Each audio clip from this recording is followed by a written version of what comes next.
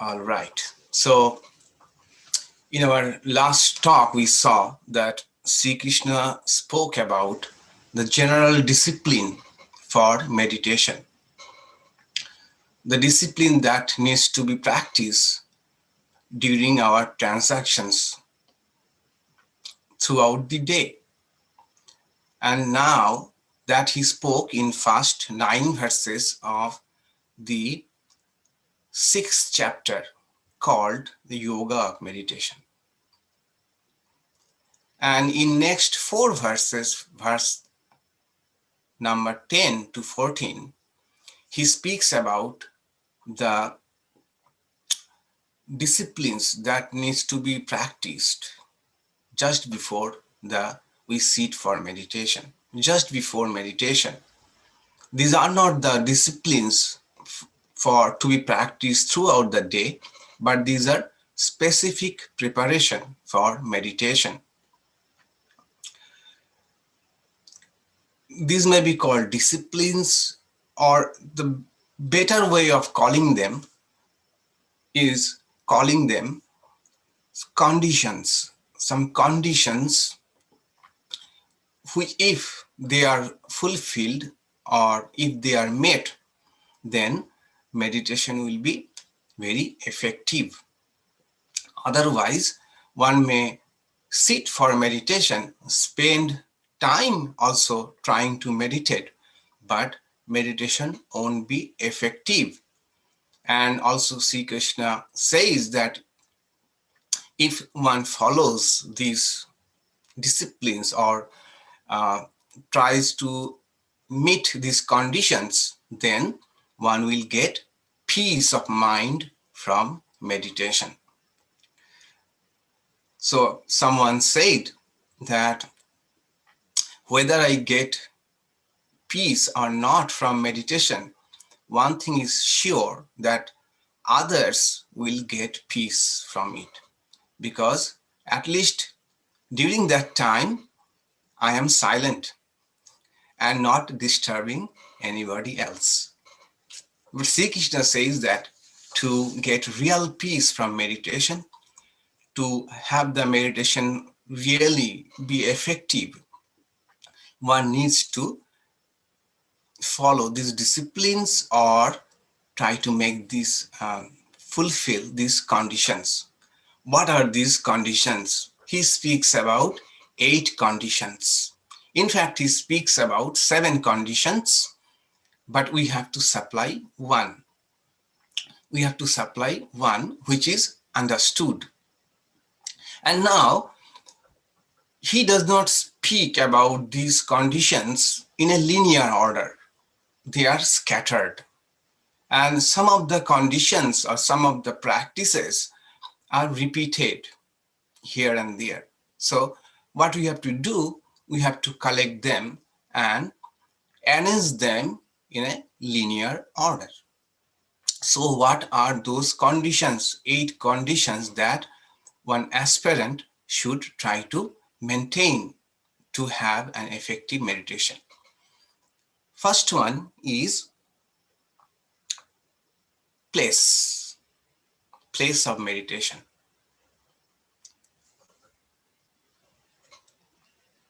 Krishna suggests that the place should be a secluded place. That is, we try to see that as less as possible disturbances are there. That is a secluded place. Naturally, this makes sense that difficult to meditate at a crowded place. So, first is secluded. We shall see these conditions in details when we take up the verses, but at the beginning, at first, let us have a general look on these conditions. The first is place of meditation, one secluded. Then in this condition of place comes another criterion called ekaki, alone, not with too many people. Because There are several disadvantages while trying to meditate with too many people. One thing that I have found is naturally we become aware of others' presence around us. Secondly, sometimes their action may distract us. Someone may make some sound which may really distract us. Then another disadvantage is when I am meditating alone, if I doze off, nobody else notices. But if I am meditating with others, others notice that. That is a disadvantage with meditating with others. But group meditation, in guided meditation kind of meditation, group meditation is okay. That can be done. But frankly speaking, if we are really trying to have a deep meditation, then it's best to be alone while we are meditating. And this aloneness does not really only mean physically alone. There is a mental component to that also that we shall see later on. As I said that, one of the problems of group meditation is others' action may distract us or disrupt our meditation. I remember last year I went to one of our Vedanta societies, and the Swami there is very humorous, witty one.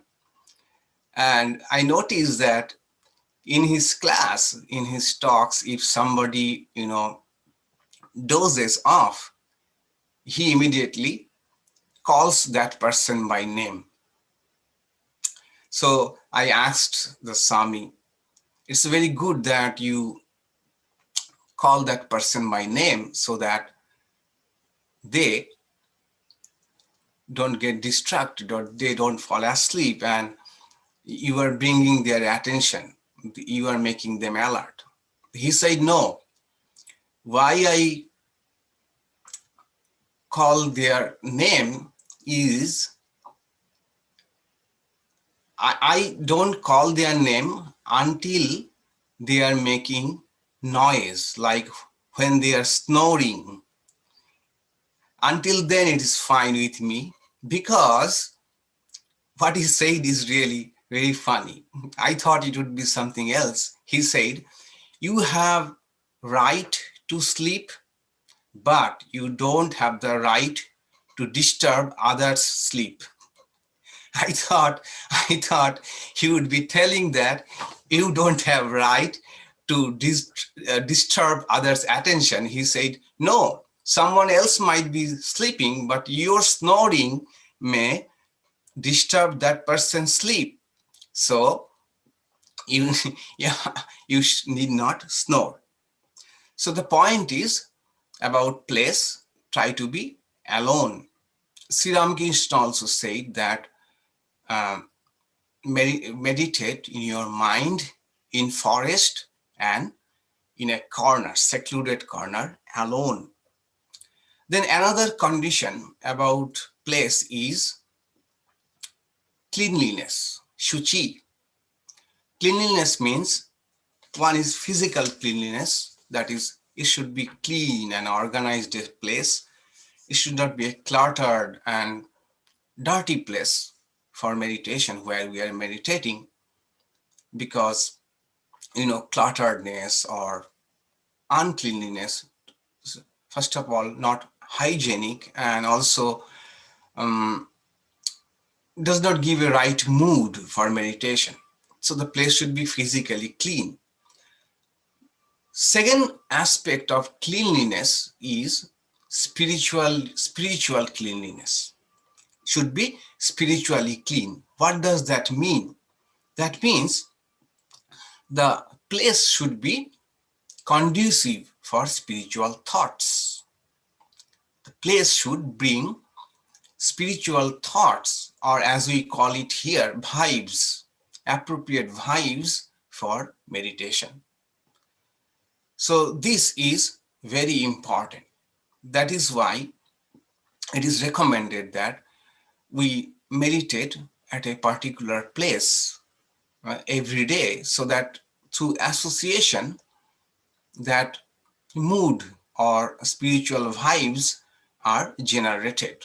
As soon as we go to that spot, go to that place, only those spiritual thoughts come to our mind. And that is why we see that some of the places which are called really holy places, they may be crowded, they are not secluded, but still they are conducive for meditation because of vibes, because of the appropriate vibes those places are replete with. And Shankaracharya says here very importantly that that place can be naturally spiritual, or that spirituality can be even artificially created by way of keeping pictures of holy people, by keeping good books, spiritual books in that place, then offering flowers to the pictures or burning an incense stick. So that way, artificially also, that a place can be made to create a spiritual vibe. So three things are important regarding place. One is it should be secluded, then one should be alone, and the place should be physically and spiritually clean. That was condition 1.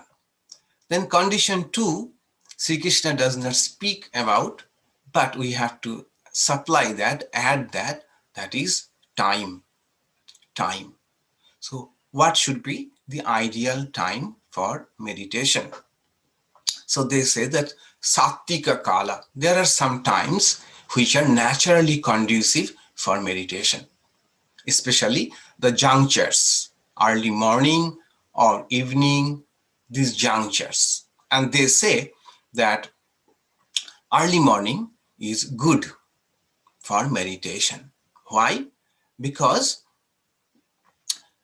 yesterday's worries I have slept through, and today's anxiety or worries have not started yet. So, and also, since I have slept, understood that I have slept well, I don't have any more tamasic tendency in my mind. And since I have not started yet my daily activity, so rajasic tendency of the mind, dynamic tendencies of the mind are yet to be invoked. So that is a sattvic mind. But we should also remember that this is a recommendation. It's a prescription. It is not a commandment. So some people might find any other time to be more conducive for meditation. Some people really find evening to be more conducive for meditation than early morning.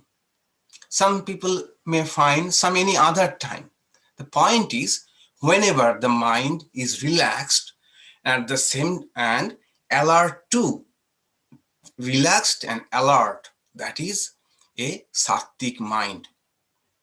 Whenever one gets such a mind, it is good for meditation. Now, if someone says, I never have a time when my mind is relaxed and alert, then what to do? Then the recommendation is fix a time depending upon your daily schedule and try to sit at that time daily, so that by sheer practice, your mind naturally tends to be relaxed and alert at that particular time. It becomes a habit.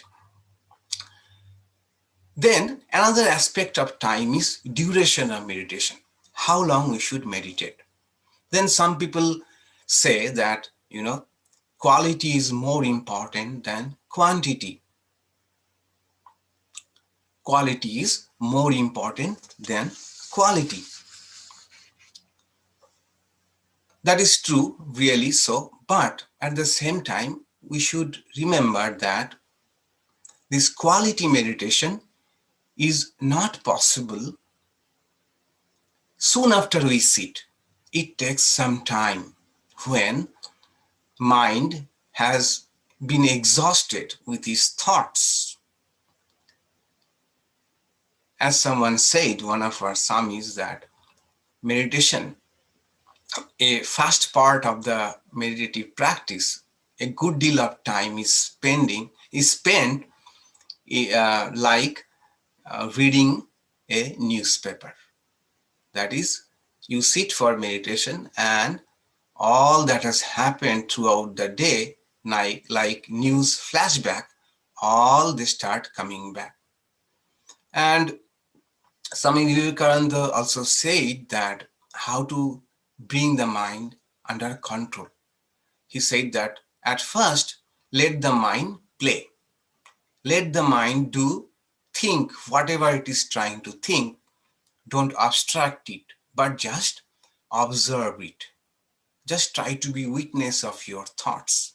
So it takes a while until these thoughts subside and we really enter into deep meditation. That is why in our order, at the very beginning, to the novices, we are told that try to sit for long time. Even if you are not able to meditate throughout the time you are sitting, but make a practice of sitting for a long time. Now, so the duration will depend upon individual to individual, right?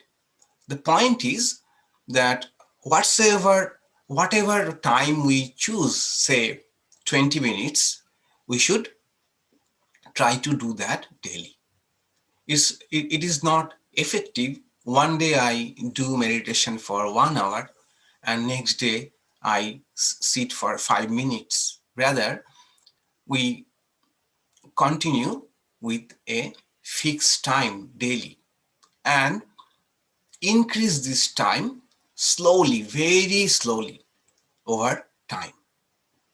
So that is duration of meditation.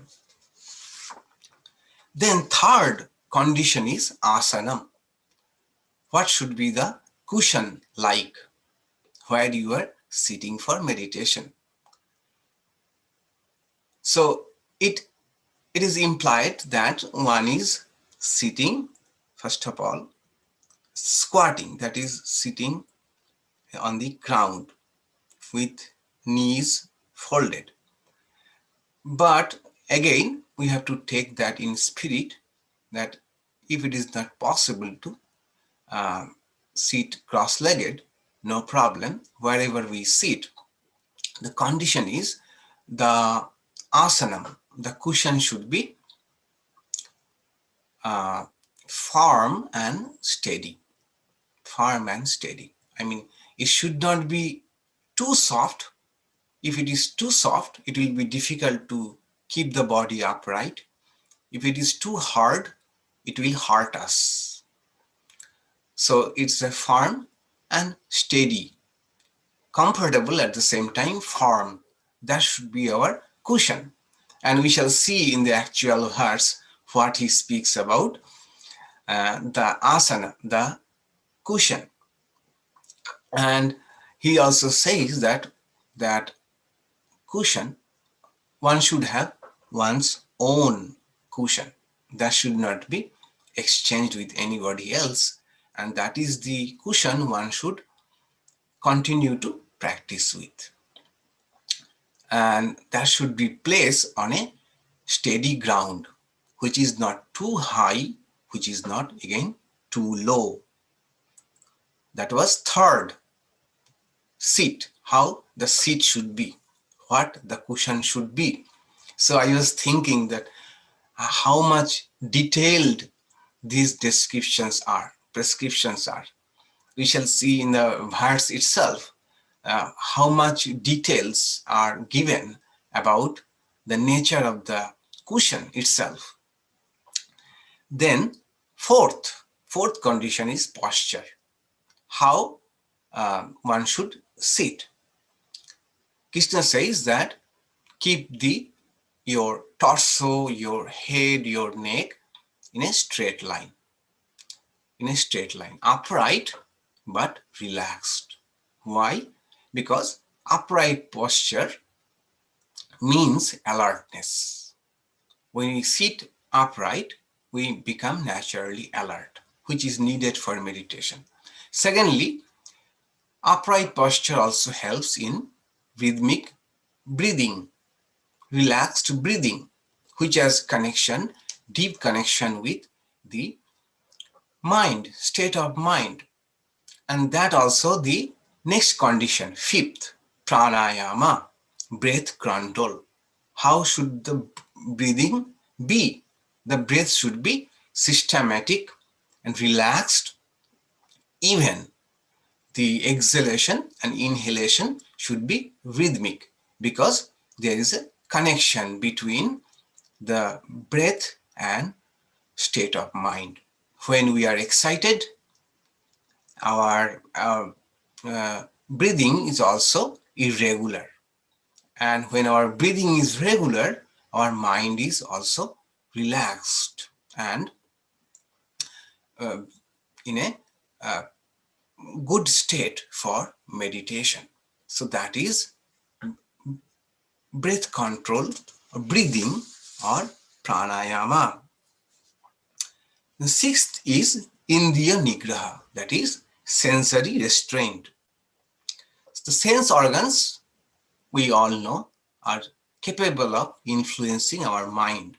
All the sensory inputs enter through the sense organs and can influence our mind. There is no doubt about that. I remember one funny incident. One of our Swamis told us how sense organs influence our meditation.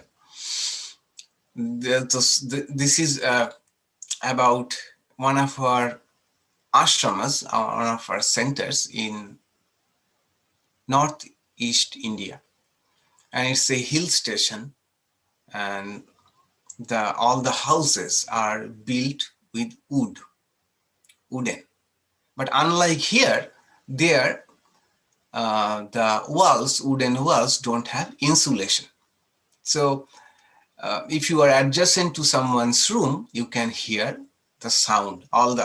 If it's a noise, you can hear. Even if we speak loudly, the person next door or next room can hear my sound, what I am speaking.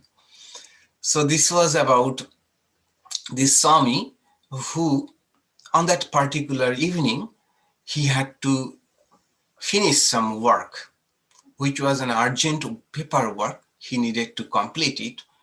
And he was completing the job with the help of 2 volunteers. And it went up to the evening. It went till the evening. And he could not go to the evening Vesper service. Vesper service was over. But by evening, the work was complete. And because of the satisfaction that the work has been complete, and since they have worked for a long time, so he told that one of the volunteers, okay, we are hungry, are not we? Then the volunteer said, yes, Swami, we are hungry. So go do one thing, go to that sweet shop. There's a famous sweet shop in that hill station, and bring the famous Bengali sweet called jalebi. It's a circular one, very tasty, juicy. So bring some jalebis. Let's have it. So the volunteer went and came back after some time with jalebi. And when he came back to his next room, there was a novice who had recently joined the order. And like every day else, after the Vesper service, he came to his room and sat for meditation. But this Swami, almost forgot about that novice. And so he rather spoke loudly that bring the jalebis and all. So when this person returned with jalebi, that novice came to the Swami's room and said, Swami, the jalebis are here. Then the Swami said, what are you doing here? You are a novice and you are supposed to do meditation, are not you? And you are here? He said, Swami, this novice said, Swami, I sat for meditation.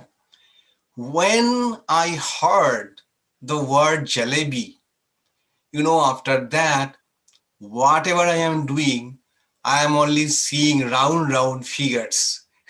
These round figures of jalebi coming to my meditation.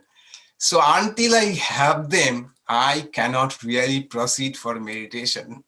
The Swami said, yes, I understand that. Have a few and go for meditation. That is how sense organs are capable of influencing us. And among all the sense organs, eye is the most important. That's why Sri Krishna only speaks about eye. He says that deliberately withdraw the sense organs. How? By turning the mind away from sense organs. The problem of eye is if it is open, then we can get easily distracted by seeing, looking here and there. And if it is closed, we may fall asleep. And as soon as we close our eyes, thousands of thoughts may start coming in our mental eye. So Sri Krishna says that keep the mind fixed at the tip of your nose. That is, you are not meditating on your tip of nose, but keep your eyes half closed. Because if you keep it open, then there is a chance of distraction. You cannot really mentally concentrate on something. And if it's fully closed, then you have other problem. So keep it half closed as though looking at the tip of your nose. We shall see that in the verse proper. So that was one of the ways of controlling our sense organs. Seventh is manonigraha, restraint of the mind. That is, mind should be withdrawn from mundane fields. Mind should be withdrawn from all mundane thoughts. How to do that? So Sri Krishna gives a hint that withdraw your mind from all the worldly roles you play. All of us have different roles in the world. Husband, father, friend, employee, employer. All these roles also are associated with responsibilities, worries, anxieties, emotions, and all of them. Sri Krishna says that for the time being, when you are meditating, you die to all those roles. You withdraw from all those roles, at least for these 15 minutes, 30 minutes. Tell your mind that next 30 minutes I will be alone. I have no relation. That is what I told, that a deeper meaning of ekaki, alone. Not only physically alone, and mentally cut off yourself from all the relationships, all the roles you are playing. As I said in one of my recent talks, that one of our presidents, Swami Bhutesharanand, used to tell us that when you are sitting for meditation, forget about even this organization. Forget the fact even that you are a monk and posted to a particular place, assigned some particular responsibility. Die to all of these. Become alone. You become alone. So this is called withdrawal of the mind. At least for next 15 minutes, 30 minutes, try to be cut off from all your roles, all of your roles. And it is also easier if we can, for the time being, surrender all our worries and tensions and responsibilities connected with all those roles. Let us say that God, oh Lord, for next 30 minutes, you take care of these people with whom I am associated, and let me meditate well. I am surrendering their responsibilities. At least for the next 30 minutes, you take care of them. That is also one very effective way of doing that, cutting off from our roles and these mundane thoughts. Eighth one, very important one, conviction. Buddhi nishchaya, conviction. Conviction is what? Conviction regarding the necessity and utility of meditation. Otherwise, we may sit and try to do meditation. It could become mechanical. Not only that, it can become a planning session. We are sitting, and in the guise of meditation, we are in fact planning for the future. So that can be avoided if we have conviction that how much important this meditation is for us. This conviction should be there, utmost in our mind, that this is very important and I should pay attention to that. And what helps is, we should read books about meditation. Books written by meditation experts, those who have practiced meditation for many, many years, decades. Any book related to meditation which will help us to have, the conviction about the role of meditation in spiritual life. Just the other day, I was reading one of our ex-Swamis, Swami Sats Sarupanand. Swami Sats Sarupanand ji was in Vedanta Society of St. Louis. So he told that daily meditation opens the inner world. Altogether, a new inner world opens, and one gets filled with joy, which remains throughout the day. So books like this, inspiration like this, help us to have conviction, which is in Sanskrit buddhi nishchaya, about the importance of meditation. So withdraw the sense organs, withdraw the mind. Now you are fully available for meditation. So these 8 steps or these 8 conditions of meditation are specific preparation and before we meditate, and these are not to be found in a linear order in 6th chapter. They are scattered, and some of them are even repeated. So with this knowledge, with this idea, and I shall summarize later on these 8 steps for easy understanding or remembering. Let us now look at the verses. Verse number 10th. And from these verses, we shall get some additional insights about meditation. Verse number 10. Yogi yunjita satatam atmanam rahasi sthitaha ekaki yata chittatma nirashi aparigraha. So, one important insight here is satatam.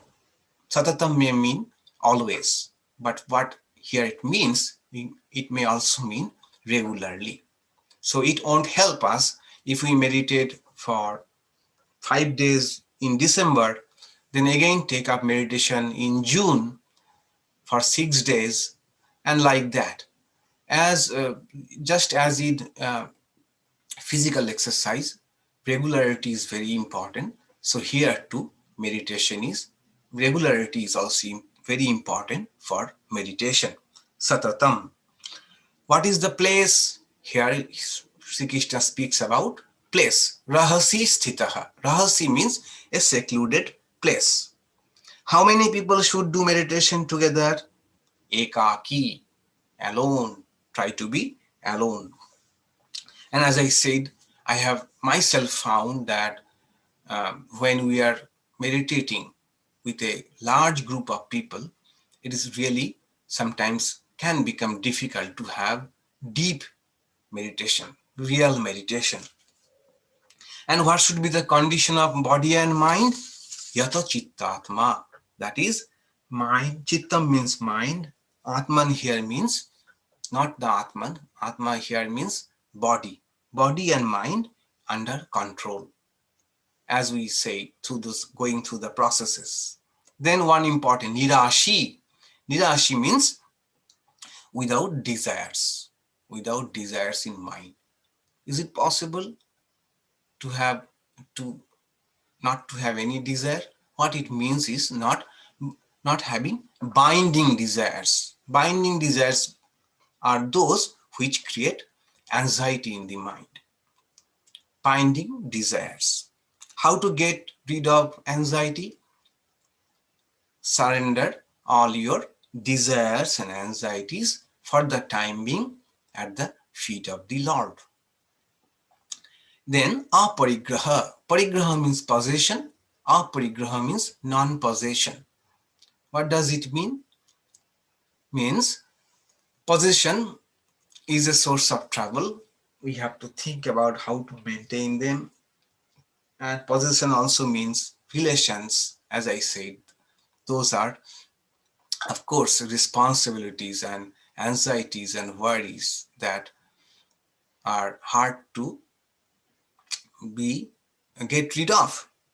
So, aparigraha means mentally, at least for the time being we are meditating, we are telling ourselves that none of these things belong to me, none of these relations belong to me, at least for the time I am meditating.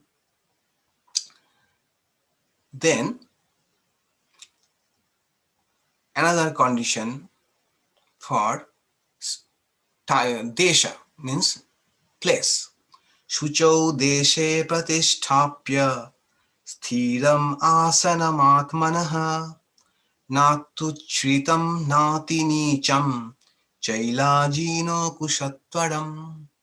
So what should be the place? Shucho desha. The place should be spiritually and physically clean, so that the place naturally trigger spiritual thoughts, spiritual vibes in our mind. Sthiram asanam atmanaha. One should fix one's asana. Asana means that seat or cushion. One should sthiram asanam atmanaha. One's own cushion. And what should be the type of asanam? Chaila, Jino, Kushottaram. So the one up, one over the other.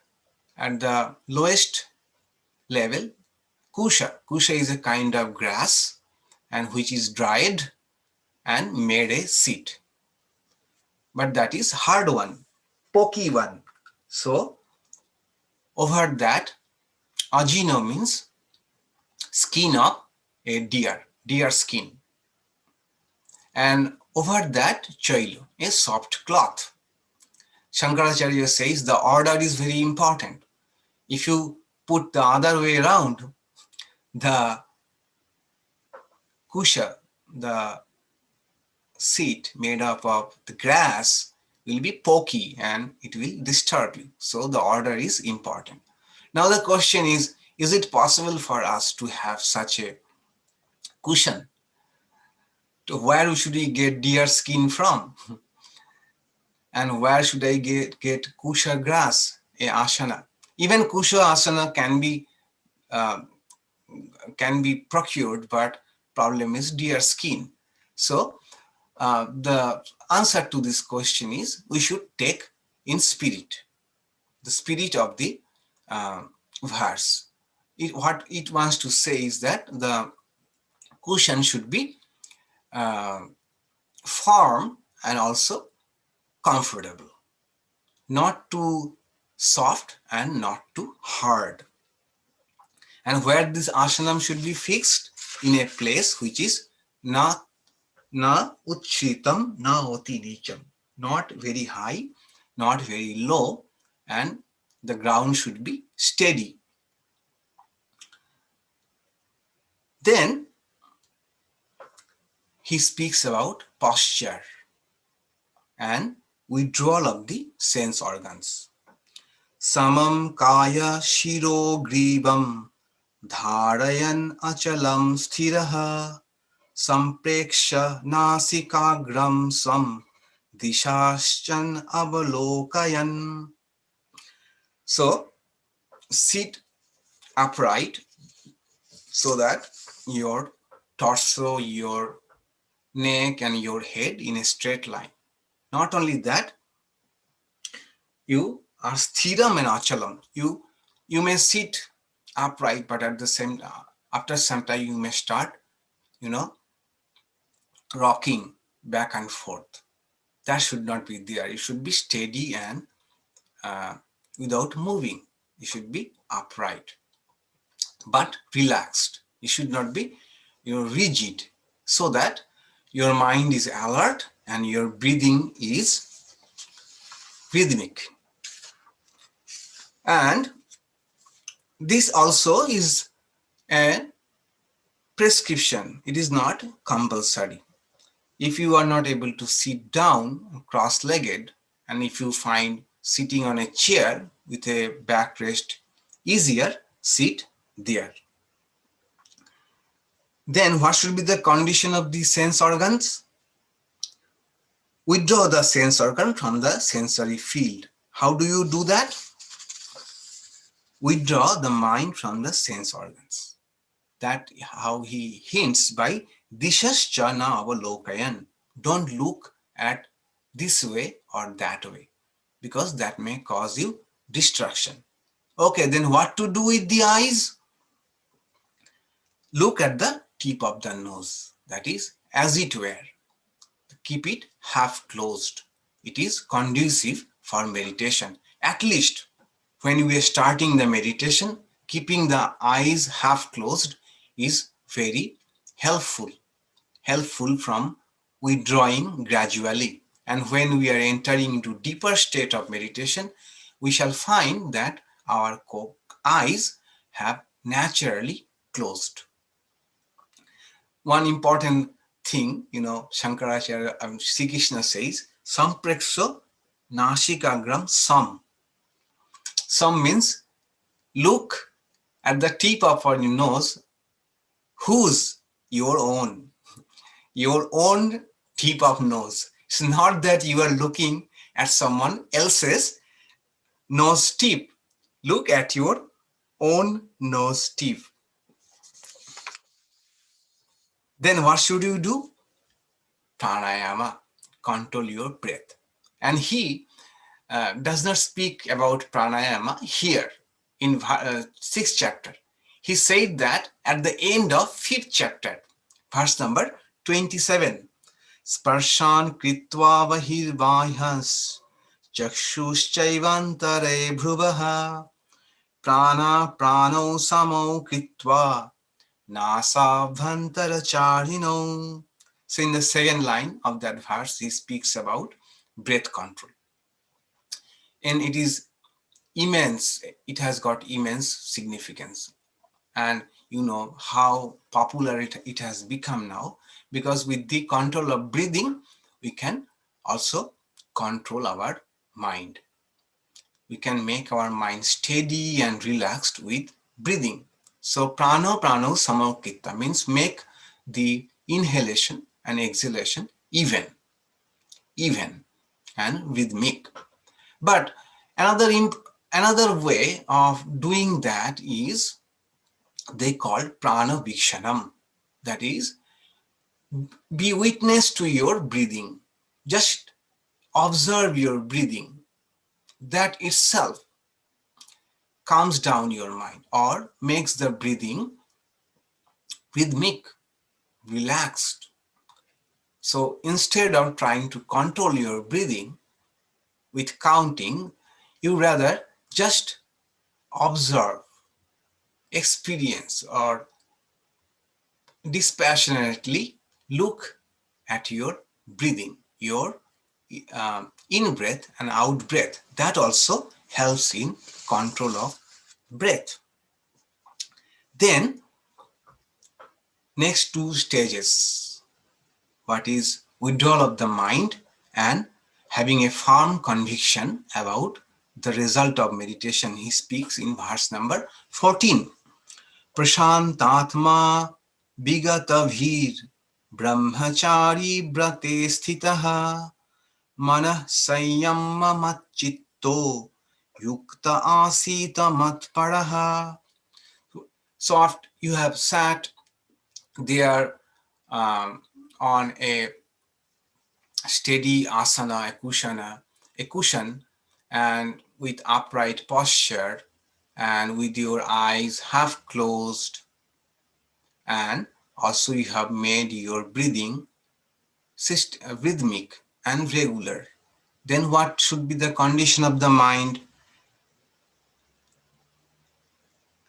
Now, he uses two words, prashantatma, bigata bhihi, which are loaded with meaning, loaded with meanings. What he wants to mean is this, that mind usually has or have its disturbances from two quarters. One is about our past, all the bitter past experiences about which I have regret, I have anger, I am unable to reconcile those past experiences.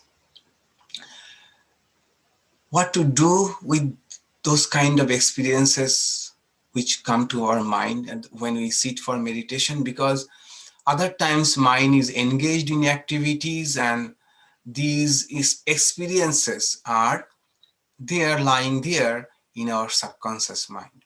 And in meditation is the right time when all those past bitter experiences just surface at mind. What to do with those minds? What appears to be the most effective way of dealing with past is surrendering all those experiences at the feet of the Lord. Telling God or Lord that probably it is you who gave me all those experiences only for my inner growth, my inner growth. So I have learned my lessons. Now I offer all those experiences, all those past experiences at your feet. take care of my past experiences. That is one. And if we can do that, mind is at rest. We have dealt with our past experiences. We have come in terms with our past.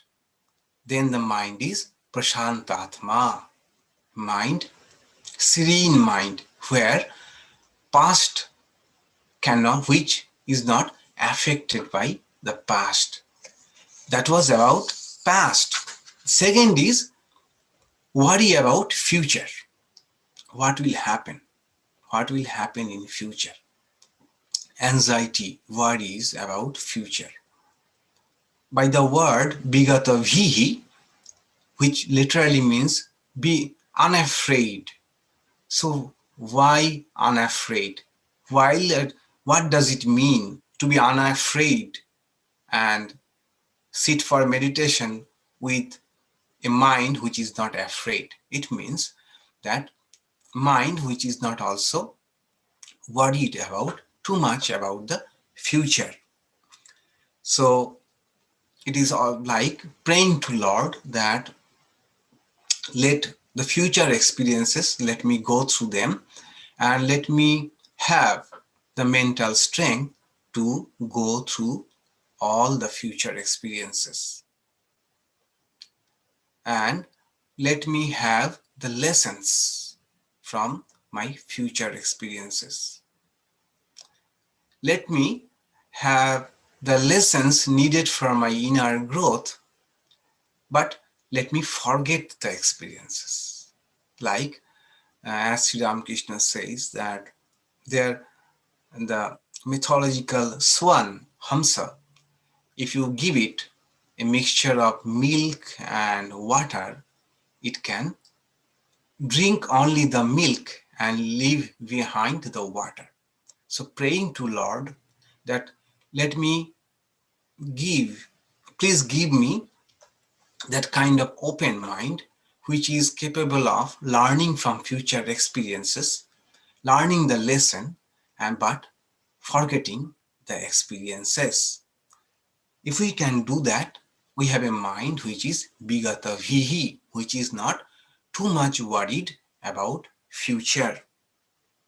So a mind which is not disturbed by past, which is not anxious about future, means a disciplined mind.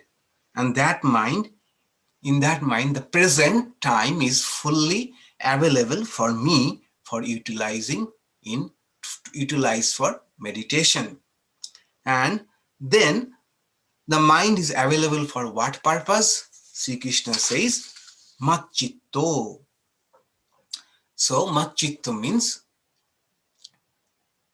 fix the mind on me, thinking about there is the only relationship, permanent relationship, most important relationship is with God. At least for some time, forget all the other relations and think about me. Think about our relationship, my relationship with God. That is the most important relationship. Try to dwell on me, having this idea or conviction in mind that this relationship is most important relationship and the permanent relationship. All the other relationships that we foster are just incidental, temporary. They are not permanent relationships. Then yukta. Yukta means with a focused mind. Asita, may you sit for meditation.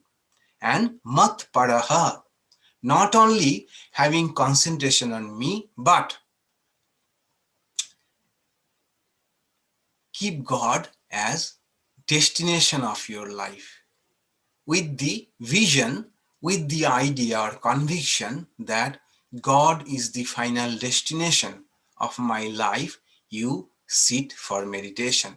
These three disciplines, yukto asito, sit with a focused mind, mat chitto, dwelling on me with the idea that this is the most permanent relationship, and mat paraha, keeping me as the object of meditation and destination of meditation.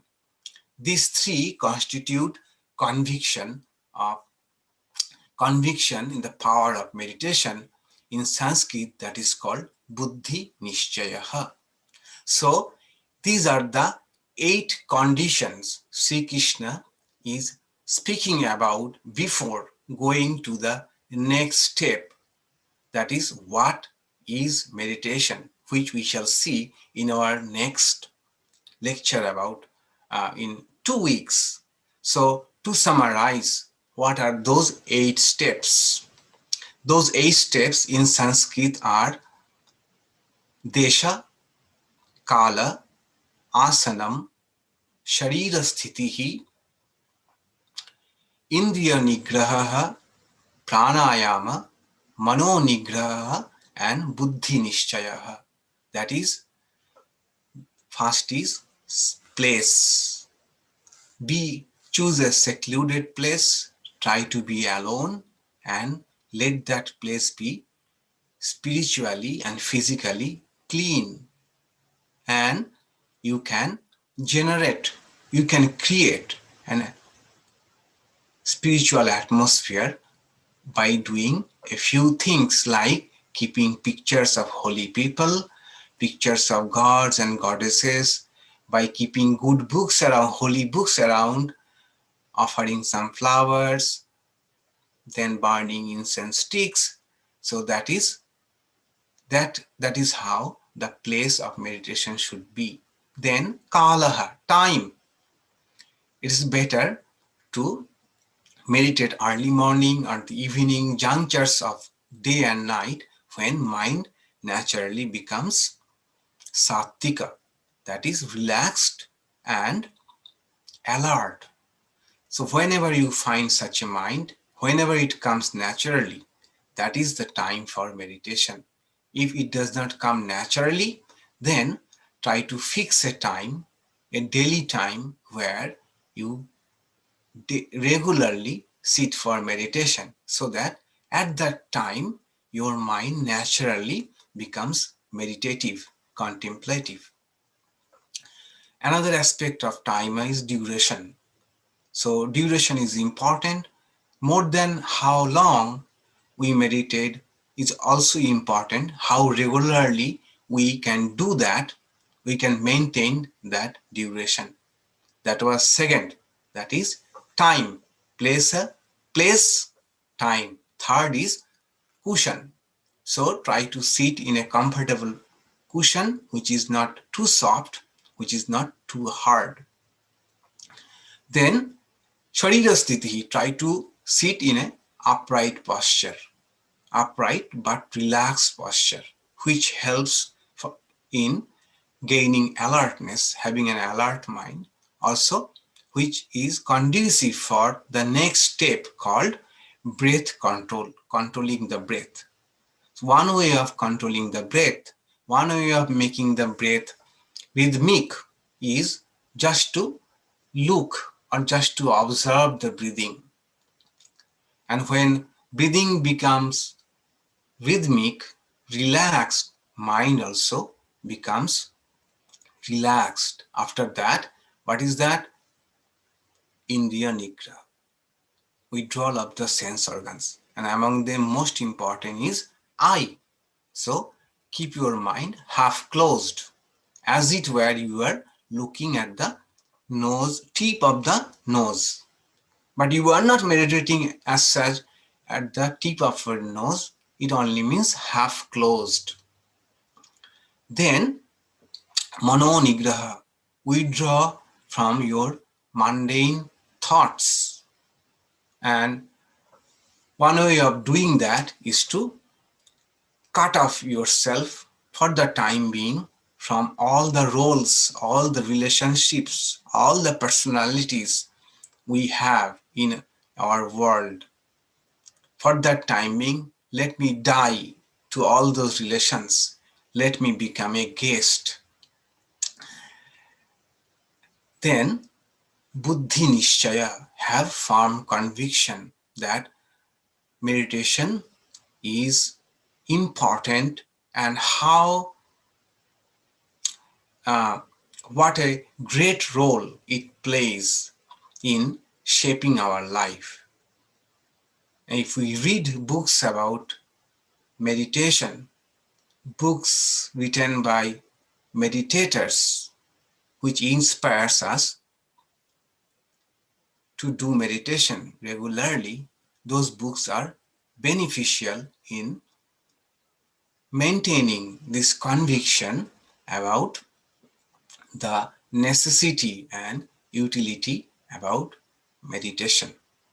So these are the 8 conditions. And now Sri Krishna would speak about what the process of meditation, what meditation is. The first, in the last talk, we saw that some general discipline, namely equanimity of mind, a composed mind, a balanced mind is needed throughout, to be maintained throughout the day, in and through all our transactions. And today we saw he speaks about 8 specific conditions which needed to be fulfilled for the meditation to be effective. Then we shall see other aspects of meditation gradually. So now let's chant the ending chant together, then we can discuss.